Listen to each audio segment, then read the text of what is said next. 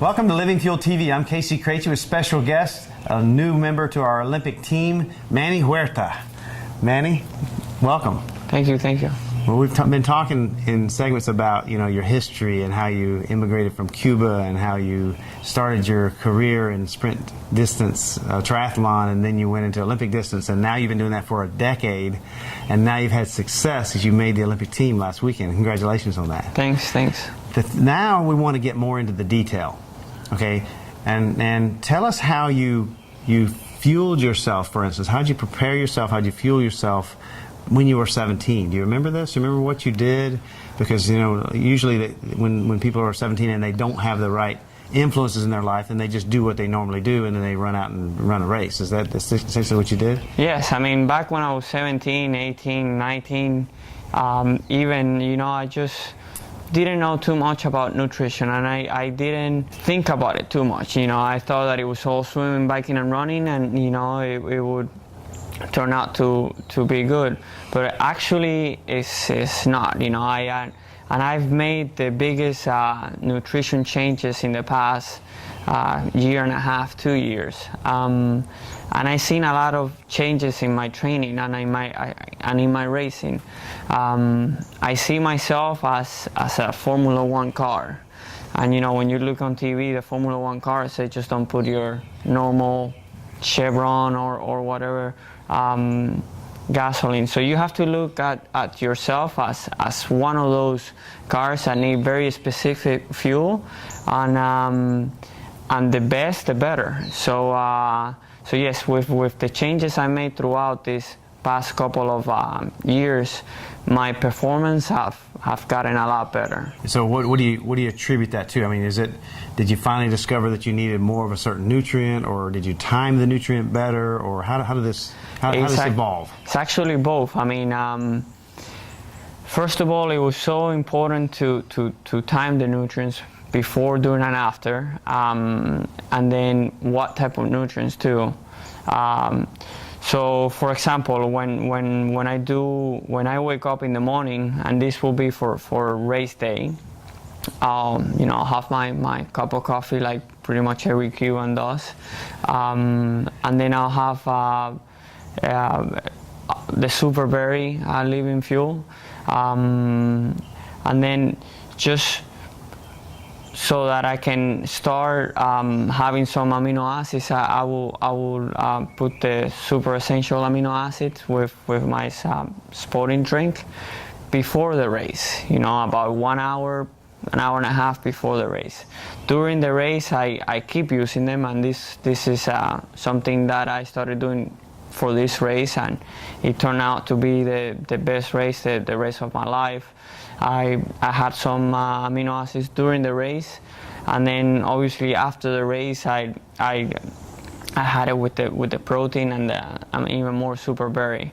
So I think it's very important, the nutrition part of the race. So many people, they don't believe in it, or they don't take special attention, but this is as even more important than your training. The way you fuel, it's everything. You can do all the miles in the world, but if you don't feel right, that's it. You're no man's land. It's interesting. We talk about getting an advantage. Everybody wants to get the best advantage they can get. They make sure they sleep enough. They make sure they train enough. They make sure that they get enough recovery time. And then when you put the right nutrients in you, it is an extraordinary difference in your body, because the body is designed to work a certain way, and if you don't have the raw material to work a certain way, you're just not going to work that way, so to speak. So like you talked about, putting super essentials in your sports drink. Now you've transformed an electrolyte sugar mix, which is important, but you've also now added the raw material that you basically drives every function in your body, the essential amino acids. And it's a great story. I really enjoyed hearing you tell us that you said that, one of my guys told you, hey, you got to be doing this before and during the race, and you hadn't done that before. And then when you did that, now you end up winning and qualifying for the U.S. Olympic team. And when you think about the fact you had to come in 9th in the world, and you came in 9th in the world, So everything you did mattered. The amount of sleep you had mattered. The way you fueled mattered. Every single thing mattered because 10th wasn't going to get you there. Yeah. And the 10th guy was 6 seconds back. So he was right there. So yes, I mean, and having living fuel that makes it the purest, with the purest ingredients, it makes it so much easier for your body. All of a sudden your body doesn't have to be trying to get rid of the other stuff that other products have. So it's a quicker process and in a better process. And at the end, you know, for me, 6 seconds was between winning or losing.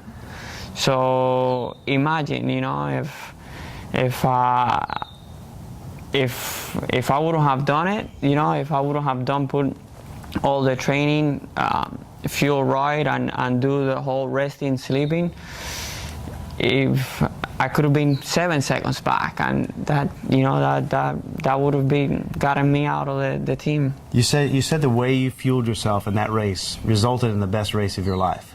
What could you tell us? What you feel differently? What was the difference that you could actually notice during that race?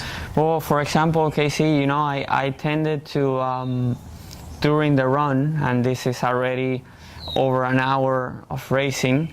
For the first couple of Ks, I used to go out very fast on the run, but then fade it back big time.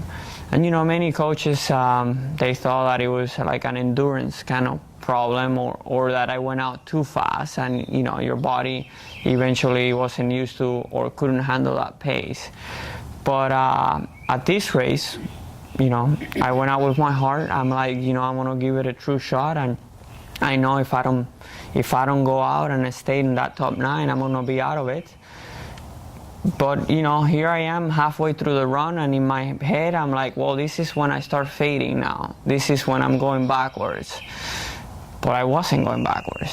I was staying with those guys that were running. I was in 4th, 5th at that time. So it gave me more confidence, you know, that I felt, you know, I was hurting. It's a world championship race, but my body wasn't giving up on me.